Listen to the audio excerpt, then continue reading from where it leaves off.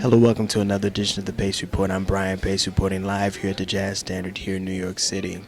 Tenor saxophonist Steve Grossman started playing with the legendary Miles Davis at the age of 18 years old and appeared on some of the most landmark fusion recordings of Davis's career, such as Evil Live and a tribute to Jack Johnson. He also went off to play with the late Elvin Jones as well.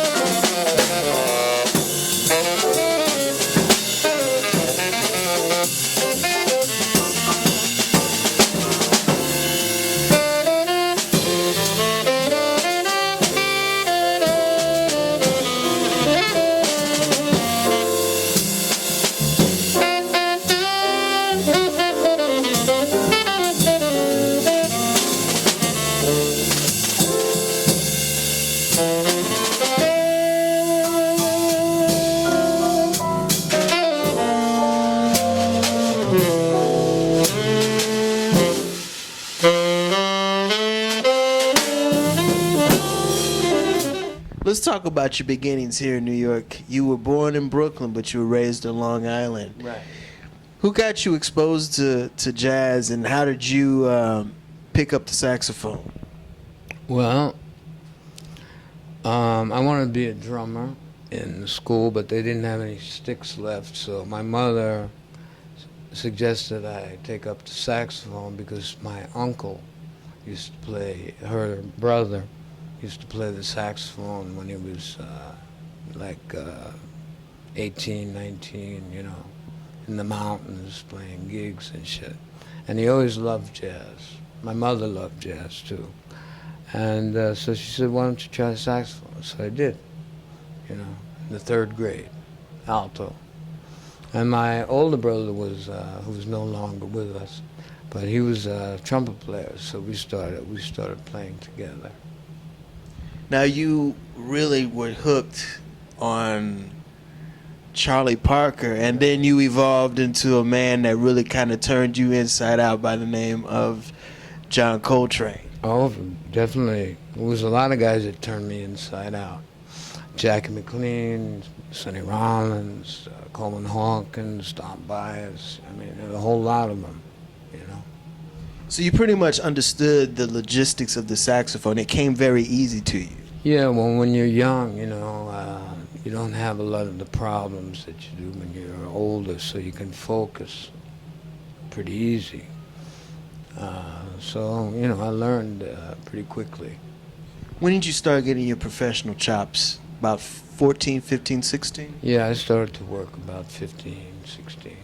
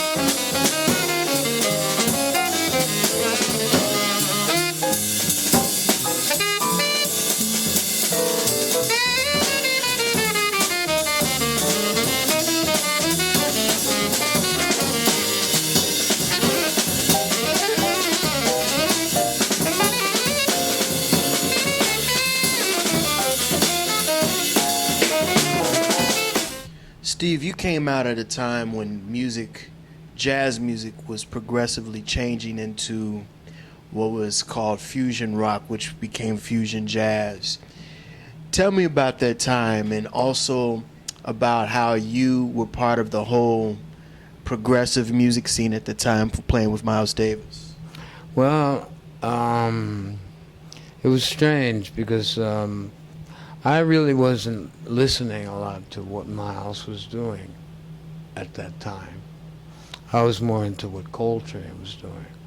So after Wayne decided to leave, Miles had seen me play a few times, and he started asking me to come down to recordings.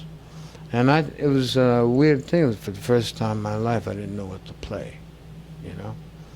I really didn't have the experience and the authority.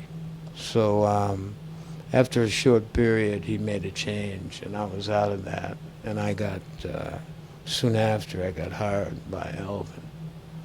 And he came down and asked me to rejoin his band, and I decided to stay with Elvin. You know, it's funny you said that you didn't know what to play, and then... Yeah, for the first time in my life, you know, I didn't know, you know, what do I do, you know? Because, you know, for him, they would play time, like Chick Corea and Dave Holland and all them, but as soon as he would stop, the shit went into chaos, you know? So the only time I had a good time was playing duet with D. Jeanette, tenor and drums, you know? So that was nice.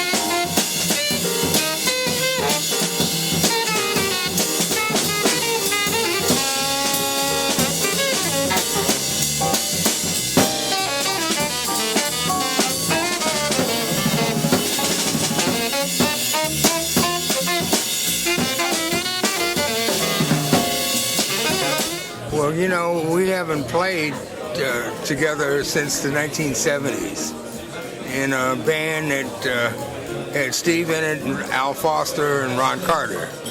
And we miss him here. You know, he's been living in Italy for so long, and he's one of our truly great talents. And you know, he's keeping the tradition going on, and I'm really proud of him. He has embodied the tradition of this music and encompassed it into his own voice, and it's quite a voice too. You know, he's listened and learned from the masters like John Coltrane and Sonny Rollins, Sonny Stitt, and so many other great musicians that he's just managed to pull it all together and form his own unique style.